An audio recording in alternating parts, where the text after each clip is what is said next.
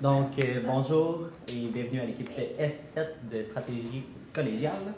Je vais vous lire les instructions du COP pour ensuite laisser les juges se présenter un par un.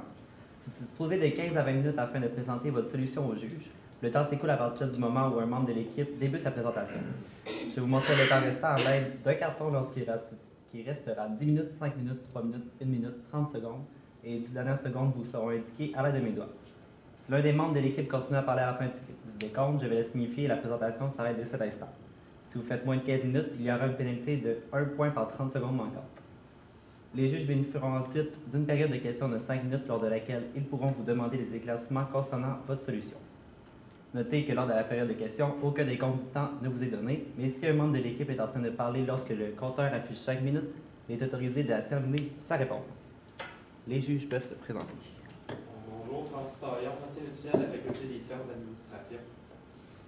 Martin Dubé, chargé d'enseignement dans la même institution, et aussi head coach au jeu du collège. J'ai juste une question par rapport au PowerPoint. Est-ce que je peux faire passer mes slides à partir d'ici? C'est correct? Oui. Ben... Non. Bonjour, merci de nous accueillir. Donc aujourd'hui, notre cas, c'était de faire des stratégies pour améliorer le chiffre d'affaires de l'entreprise Provigo. Donc, on va commencer par vous présenter un petit peu ce qu'on a relevé comme force, faiblesse, opportunités et menaces de l'entreprise actuellement. Brièvement, bien sûr, par rapport au plan. Je laisse la parole à Jade qui va commencer par ça. Bonjour. On a remarqué que Provigo, c'est une épicerie qui est quand même bien en place au Québec. C'est dans une des trois meilleures. Donc, c'est vraiment ses forces, c'est surtout son emplacement. Elle est située entre deux cégep et université, donc vraiment en plein cœur d'une vie étudiante. Donc, c'est sûr qu'elle a une autorité, mettons, pour l'emplacement. Et dans la confiance des consommateurs, justement, parce qu'elle est considérée comme des trois meilleures au Québec. Là, on a Métro, Provigo et IGA, puis elle fait partie de ces trois-là. Les défis vraiment à relever pour Provigo, ça serait le manque d'espace concernant le problème de l'entrepôt. Donc, ça fait que ça engendre des petits problèmes. Donc, ça peut causer du manque de gestion de temps. C'est ça. Ensuite, les opportunités, excusez-moi, qu'offre l'entreprise, c'est vraiment d'aller explorer le domaine du web. Étant donné que, oui, elle a les trois meilleures, mais il faut qu'elle se démarque justement les deux qui font en face. Donc, aller explorer le monde du web, ce serait une excellente opportunité pour Provigo. Et évidemment, il faut toujours penser à les concurrents, ce qui est vraiment les menaces, la plus grande menace, c'est ces autres concurrents. C'est pour ça qu'aller dans le web, c'est vraiment de pousser l'opportunité. Merci.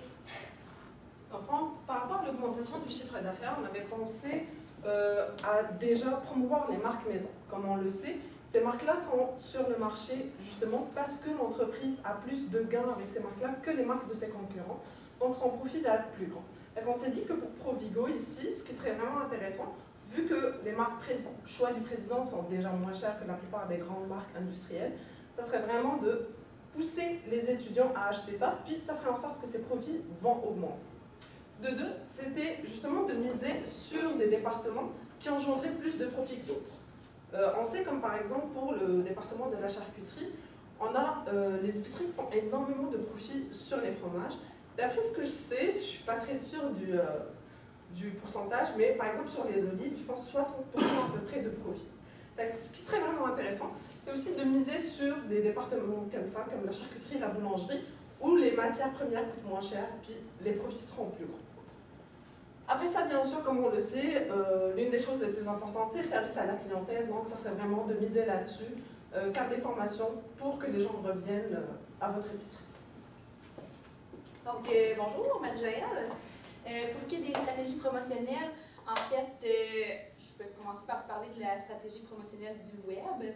Donc, c'est inutile de dire que de vous faire une page Facebook, parce que ça va de soi, elle est déjà faite. Sauf que nous, ce qu'on vous propose, c'est vraiment d'accentuer vers cette d'aller-là. Vraiment, en fait, on a une stratégie dans ce sens-là. Ce serait qu'avec la page Facebook, vous mettriez des liens sur un blog, faire un blog d'alimentation Provigo de l'emplacement précis. Donc, on avait pensé peut-être à la cuisine du monde, faire un blog avec ça. Puis sur la page Facebook, afficher les rabais. En fait, Cuisine du Monde, ça serait pendant une semaine. Vous indiqueriez, mettons, cette semaine on mange italien, donc vous allez avoir besoin de tel ingrédient pour y arriver. Ensuite, comme vous voyez ici, on va opter pour une stratégie Search Engine Optimization, vraiment avec un référencement organique pour se retrouver dans le top des pages Google avec le blog. Puis ensuite de ça, aussi on opterait pour l'infolette. En fait, les clients qui viennent, on enverrait les spéciaux par infolette pour les étudiants, puisque, comme vous savez, Génération Y égale Génération Internet, donc c'est plus facile de rejoindre sur le web. Puis, je revenais sur les dépliants, parce que oui, merci.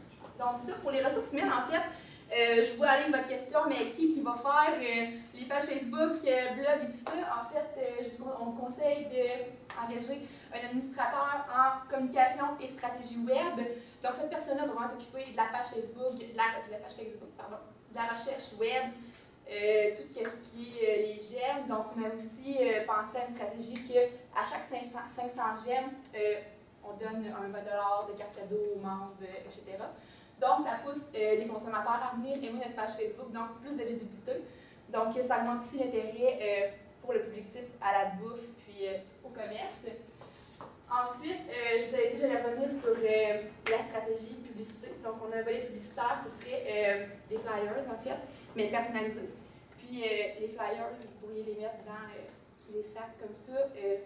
Le public qui n'est pas le public cible, en fait, les personnes plus âgées, familles, ils vont avoir de quoi entre les mains. Donc, ceux qui sont moins habitués avec le web, ils vont avoir quelque chose sous la main. Puis, c'est tout à le fun quand vous dépactez le sac d'épicerie, vous laissez les flyers là, OK, mais s'il y a de la visite, ben, ils voient Provigo, parfait, ça reste en tête. Donc, je retourne aux ressources humaines. Comme j'ai dit, on va embaucher, je vous conseille d'embaucher administrateur de communication et stratégie web, recrutement personnel. Donc, comme c'est marqué dans le cas, le personnel il est vieillissant, donc ça prendrait du personnel plus jeune. Puis, un programme de motivation et mobilisation justement pour fidéliser les employés. Donc, pour la gestion des stocks, on avait pensé à quelque chose, ça serait pour diminuer ce qu'on a en entrepôt, vu qu'on n'a pas beaucoup d'espace, de faire une classification ABC. Je ne sais pas actuellement s'ils la font, mais ça serait vraiment intéressant pour l'entreprise en se disant que, oui, il y a des produits qui ont besoin de plus d'importance, donc on est obligé d'avoir quand même un minimum de stock à l'arrière. On va consacrer de la place pour ça, et pour le reste, notre système de juste à temps va être plus important, va être plus efficace en quelque sorte, vu qu'on sait les produits auxquels on va donner de l'importance, et d'autres qui vont en demander un peu moins. Pour l'entrepôt, comme on vous a dit tout à l'heure, on s'est dit que ça serait intéressant de le réorganiser, et surtout, vu qu'il n'y a pas beaucoup d'espace, on s'est dit qu'on devrait aller en hauteur. Après, elle va vous expliquer, Marie, dans le budget, ce qu'on a accordé par rapport à ça. On s'est dit, on va faire des étagères pour stocker le stock en hauteur, gagner de l'espace par rapport à ça, vu qu'on ne peut pas réorganiser toute la bâtisse juste pour l'entrepôt. Puis, pour l'entreposage des stocks, nous, on a vu quelque chose dans notre cas qui était que les commis stockaient des boîtes sur le plancher. Donc, ça serait sur les étagères. On a relevé que par rapport au marchandisage, dans le fond, c'est pas vraiment idéal pour l'esthétique de l'entreprise. La classification ABC, justement, ça va nous permettre d'avoir vraiment le nécessaire de stock et ne pas en avoir dans le plancher. En plus, qu'on va avoir plus d'espace dans l'entreposage, ce qui va faire qu'on va diminuer, on va enlever carrément toutes ces boîtes. Donc, il y avait aussi un problème concernant les frigidaires, qui il y avait de la difficulté à régler la température de l'épicerie à cause de la température de l'extérieur. Donc, évidemment, norme de contrôle quotidienne des équipements. Ça serait comme un peu, on voit ça dans les épiceries, il y a une petite feuille où qui est marqué qui a lavé les toilettes, chaque heure et tout. Donc, on ferait la même chose, mais pour les frigidaires. Il y aurait une feuille, on aurait un horaire. Il faudrait vérifier quotidiennement, 3 fois par jour idéalement, soir, matin, midi, soir, les conditions des frigidaires pour voir si, OK, là, ça a congelé, il faut baisser la température. Si justement, là, la température a baissé, on la remonte pour éviter la congélation des frigidaires et justement les petits problèmes engendrés à l'entretien. Donc, contrôle de l'hygiène aussi. Concernant justement les frigidaires, si c'est tout gelé, ça risque d'engendrer des bruits. Concernant le stationnement, il y avait aussi la problématique que des étudiants, étant donné cette situation, les étudiants venaient se stationner dans le métro. Le Provigo. Et achetez pas. Donc, ils privaient l'emplacement de stationnement pour les clients. Donc, on voulait installer des plaques comme attention, remarquage à vos frais ou surveillance pour justement faire peur et indiquer on surveille notre stationnement, allez pas là si vous n'êtes pas client. Installation de système vidéo, évidemment, et mettre, dans le fond, un employé qui ferait des tours juste pour montrer que oui, on surveille le stationnement, puis c'est important que vous respectiez le règlement. Et évidemment, c'est des étudiants qui travaillent là la plupart du temps, donc ça va se jaser et ça va se répandre dans le cégep et l'université. Donc, ce qu'on veut savoir en entreprise, c'est bien beau les stratégies. Sauf que ce qu'on aime, c'est vraiment savoir ce qu'on perd, ce qu'on gagne en investissant dans des stratégies, en fait. Donc, ici, vous voyez la stratégie web, on a estimé 20 $ pour Facebook. Parce que je sais quand vous avez un commerce pour investir, quand vous n'avez pas accès à Internet, en fait, on a mis un budget. Puis, ressources humaines, l'activité de mobilisation, en fait, justement, comme je vous ai dit tout à l'heure, pour mobiliser vos employés, en fait, on veut vraiment, justement, pour les fidéliser, pour qu'ils restent dans l'entreprise, on veut faire des activités telles qu'un petit déjeuner, un petit souper avec les employés. Donc, on veut mettre plus que 52 employés, on veut mettre environ 1 000 $ de budget annuel. Puis ensuite, il y aurait la stratégie publicitaire, la conception des clients. C'est 650 $ pour en fait, concevoir des clients dans une firme. Puis l'impression, on estime ça à 700 $ avec les personnes qu'on veut rejoindre. Puis, pour ce qui est de la gestion des stocks, la réorganisation de l'entrepôt. Donc, tout ce qui est nouvelle boîte, si on veut mettre ça en hauteur, tout ce qui est petit carrosse pour les échelles, pour que le tout soit sécuritaire. On a estimé ça à 3 000 $. Puis, en fait, ce que je vous dis là, c'est le budget de tout. Donc, vous voyez, le total est à 8 870, mais c'est vraiment un complet. Mais on vous donne des stratégies, vous avez le choix de les appliquer ou non. Donc, c'est vraiment au choix du gestionnaire d'appliquer les stratégies, s'il les applique tous ou s'il en applique un à la fois qui dépend annuellement comment il veut fonctionner.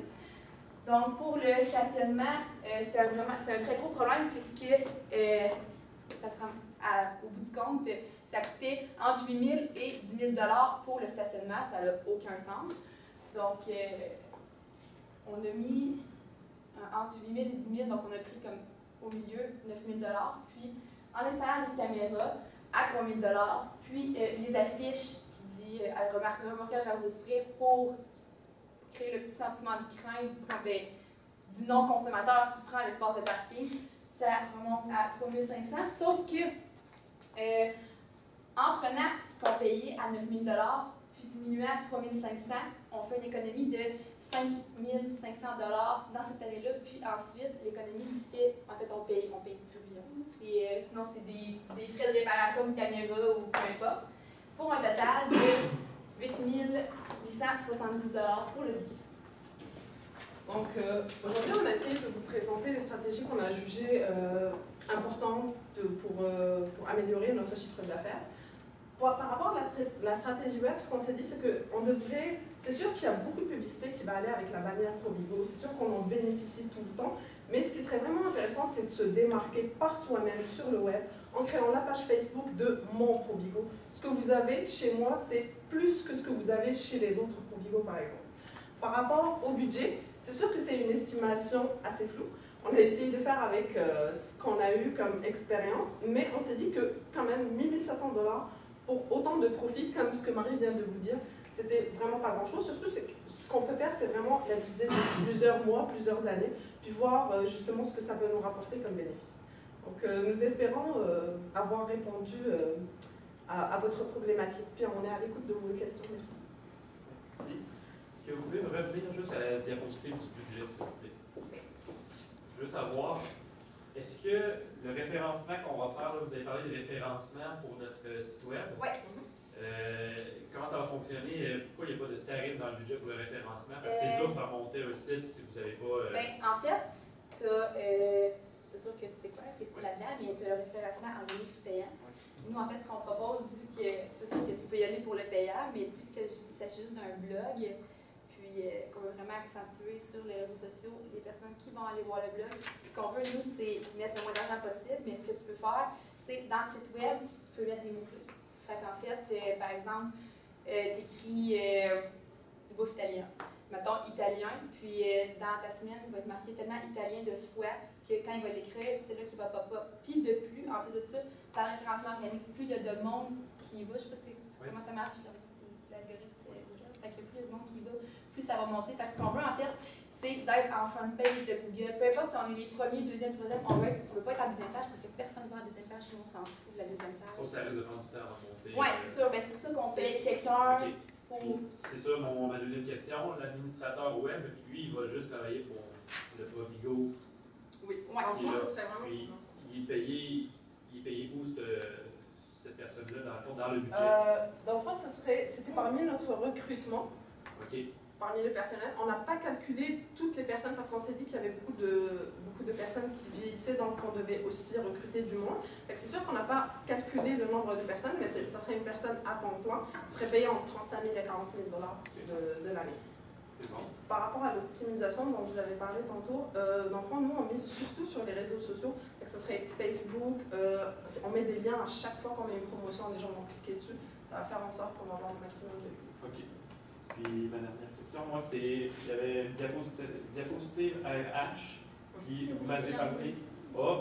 C'est correct. Vous m'avez parlé d'un programme de motivation, puis d'une campagne de recrutement, mais c'est quoi en gros le programme de motivation, c'est quoi qu'on va mettre dedans? La campagne de recrutement, c'est quoi qu'on va mettre dedans? Dans le fond, par rapport au programme de mobilisation, vous avez vu aussi dans le budget, on a accordé 1 000 $ pour l'activité de mobilisation. Donc ce qu'on s'est dit, c'est qu'on pourrait faire des petites activités en petits groupes avec nos employés. Par exemple, on va dire qu'une fois toutes les 2-3 semaines, on va prendre un groupe de 10 personnes, puis on va faire un déjeuner sur place dans l'entreprise, avec le directeur, avec par exemple des gens nouveaux, vieux, anciens, puis on fait une table ronde, on a un petit déjeuner, on discute, on n'est pas obligé de discuter de travail, juste de se présenter, de se parler, de dire ce qui nous inquiète, ce qui va pas. Puis on s'est dit que toutes ces petites activités-là, ça va faire en sorte que les employés vont se sentir plus à l'aise, puis justement d'être plus, comment on disait déjà? Mobilisé. Ouais. En France, c'était ça. Puis par rapport au programme de recrutement, ce qu'on s'est dit, c'est justement ces activités-là vont faire en sorte que les gens vont aimer là où ils travaillent, puis ils vont parler autour d'eux. Puis justement, on pourrait aussi parler de ça dans nos réseaux sociaux, puis faire en sorte que les gens viennent vers nous aussi par rapport aux emplois qu'on va offrir. Si je peux renseigner là-dessus aussi, en fait, on a mis un budget pour ça, sauf qu'il n'y a rien qui empêche justement le président de ce commerce-là d'aller au-dessus de ce budget-là s'ils jugent que vraiment c'est plus important. Comme je sais que dans des compagnies, ils amènent leurs employés dans des jeux de mousse pour adultes, ça utilise vraiment les liens. Donc, s'ils veulent avoir justement des employés plus jeunes, c'est peut-être un bon moyen de les mobiliser, de les fidéliser. Puis un employé content, c'est un employé du rendement. Par rapport à cet état budget, moi, 3 000 $, c'est-tu des frais internes ou externes? Les 3 000 $ de la réorganisation de l'entrepôt, ce serait des frais internes. OK. Donc, ça veut dire que c'est de la main-d'œuvre. On travaille avec le matériel qu'on a déjà dans l'entreposage, parce que, évidemment, votre idée, là, ça va peut-être nécessiter des ajouts de racking ou des composants. Oui, c'est sûr, on y avait pensé. C'est pour ça que je vous ai dit tout à l'heure, par rapport au prix, c'est sûr qu'on n'avait pas des bases solides par rapport à ça, mais on s'est dit que déjà l'entrepôt existe. C'est pas comme si c'était un nouveau entrepôt. Donc, ce qu'on essaye de faire, ce serait vraiment de rajouter, par exemple, 2 ou 3 étagères vraiment plus hautes, plus en largeur. Puis on s'est dit que ça ne coûterait pas plus cher que ça. Puis pour la main-d'œuvre, ce serait vraiment des affaires qu'on pourrait, que l'entreprise, la plupart des entreprises, quand on vous livre, ils montent l'affaire sur place. Mais ce ne serait pas de gros travaux dans l'entrepôt non plus. Ce serait vraiment des étagères. C'était la dernière question. Désolé. C'est des choses qui arrivent.